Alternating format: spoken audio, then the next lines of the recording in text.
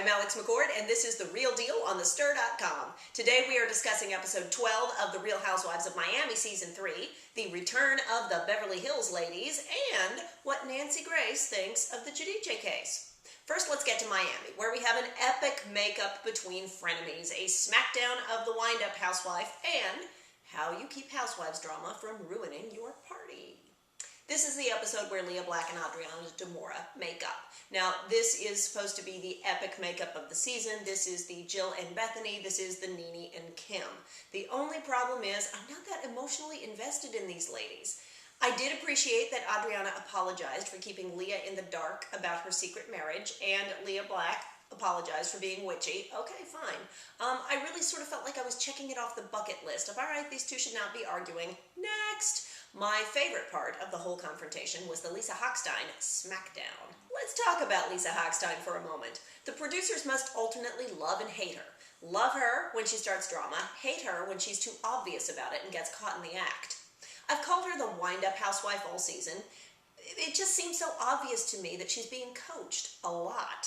That's not to say she never comes up with ideas on her own, but I would bet you some good champagne that they tell her, go start some drama, and she does exactly what she's told because she wants to keep her job. Sometimes it's highly entertaining, and sometimes it just feels phony.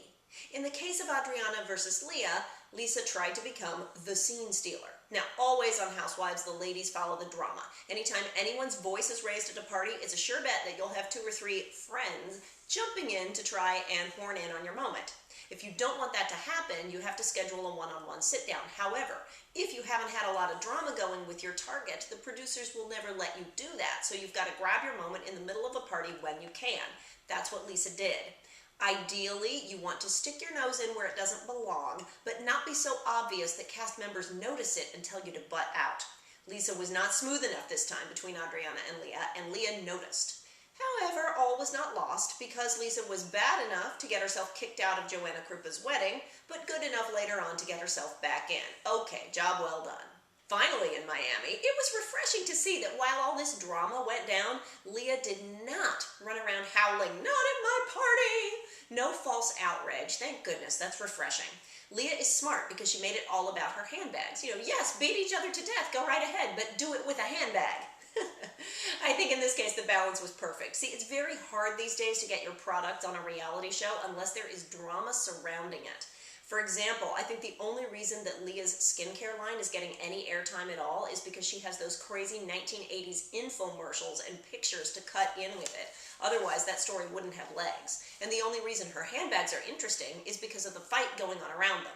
Ideally, you want just enough drama that your event makes the final cut, but not so much that your non-cast member guests are horrified. And for that, Leah Black won this episode. Now, they're doing something new with Miami next week. Next week, we've got 2 new episodes on Sunday night and Monday night. I think what they're doing is clearing the decks to make room for Beverly Hills and the Vanderpump Rules. So, on Sunday night, we'll have the premiere of Atlanta, and then we'll have Joanna's bachelorette party. And on Monday, we will have Beverly Hills, Vanderpump Rules together in a 2-hour seamless block, and then we will have Joanna Krupa's wedding. I tell you what, I can't wait for the Confident ladies to come back. I mentioned that last week. Here's what. All of the Miami ladies seem angsty and timid and nervous in comparison to Brandy and Lisa and the Beverly Hills gang. I wonder why. Are they trying so hard to do a good job? Are they being terrorized by over-scripting, over-management, over-producing, the producers yelling at them, you gotta bring it, bring it, bring it? I'm not sure. In any case, I'm excited for Atlanta and Beverly Hills. By the way, did you see the gossip reports today? Former Beverly Hills housewife Camille Grammer announced that she was a victim of physical assault and abuse, which apparently happened 2 days after she had cancer surgery. First of all, that's awful and horrible. Nobody should ever have to go through that. Second, I am going to put on my cynical hat and say, did that just happen this week? The timing is a little convenient that Beverly Hills premieres on Monday. Finally, former prosecutor turned anchor Nancy Grace joined Andy Cohen in the clubhouse last night, and boy did she have opinions about Joe and Teresa Guidice's legal woes. According to Nancy, you don't mess with the feds when it comes to money. She thinks they are both going down. She thinks they will both get jail time.